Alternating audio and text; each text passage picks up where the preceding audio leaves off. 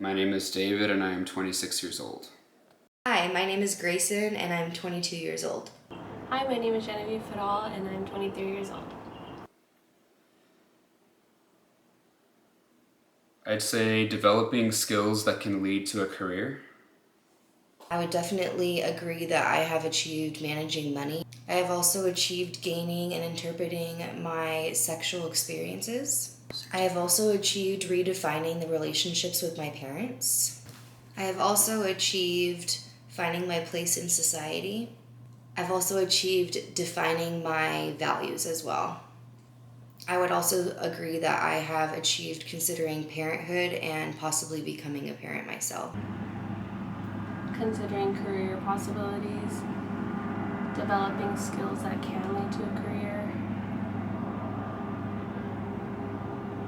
being capable of intimacy with another person, gaining and interpreting sexual experiences, defining my values, and taking responsibility for myself. Probably. Also developing skills that can lead to a career. I would definitely agree that I prioritize considering parenthood and possibly becoming a mother. I definitely prioritize managing my money. I also prioritize defining my values as well. Definitely managing money,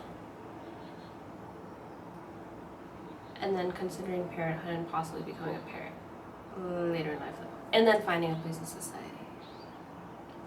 Love it. Probably defining my values. I would say the only thing that I struggle with is considering career possibilities.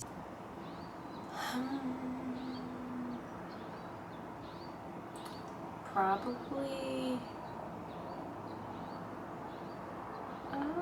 finding a place in society or taking responsibility for myself and managing money.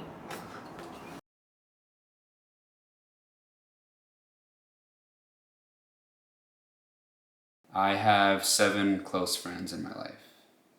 I don't have that many friendships in my life. I would say that I have more acquaintance relationships in my life, but the only friendship that I have is really my sibling and my boyfriend and my parents and his parents. I feel like I have a lot of friendships in my life, probably a good handful, but I definitely am the kind of person that likes to have a solid 3 friendships, and the rest can be pretty shallow if that makes sense. But yeah. I have been in 3 relationships in my adult life.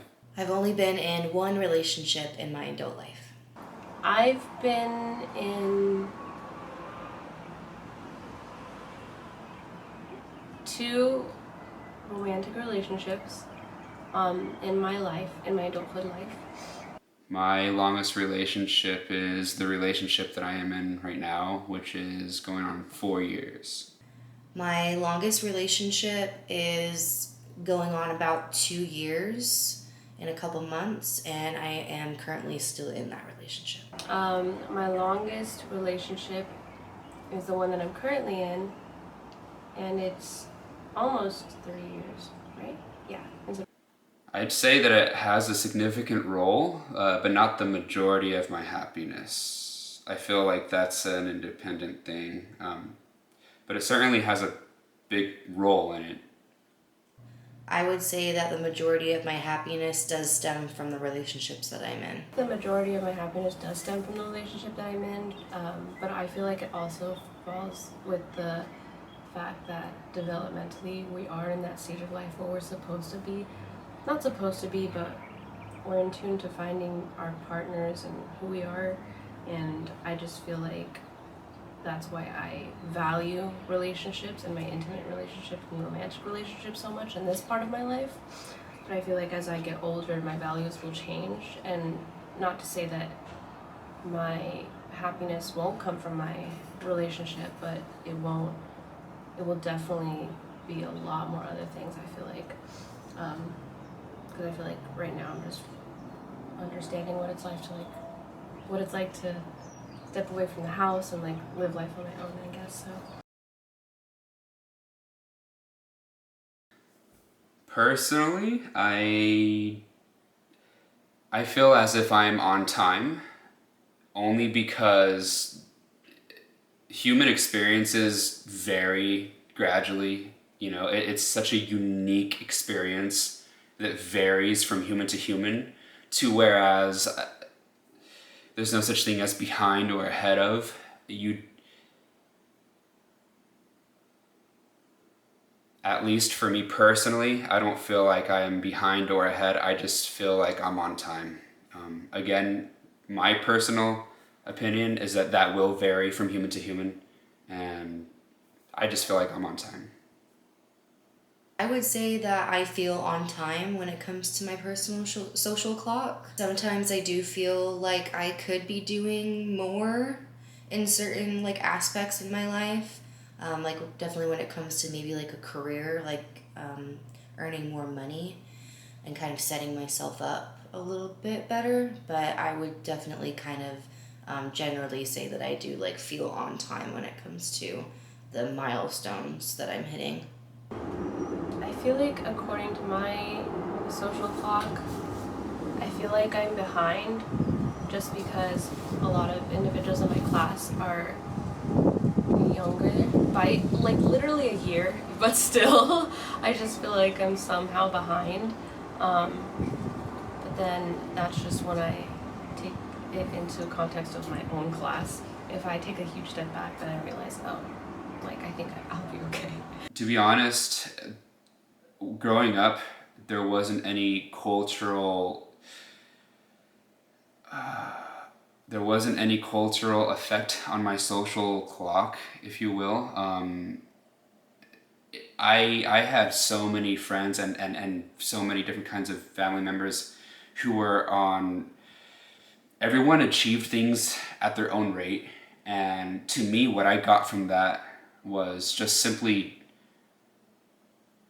do what works for me best, and that's going to vary from human to human. So kind of like what I was talking about earlier. Personally, for me, at least in today's day and age, I didn't really have any cultural impact with how I grew up with my social clock, personally.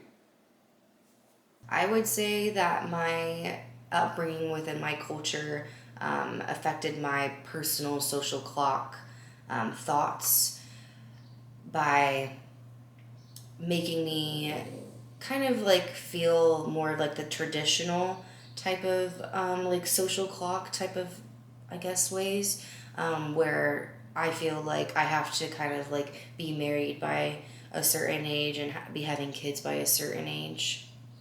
I felt like my upbringing within my culture kind of sped up my social clock and kind of made it more important.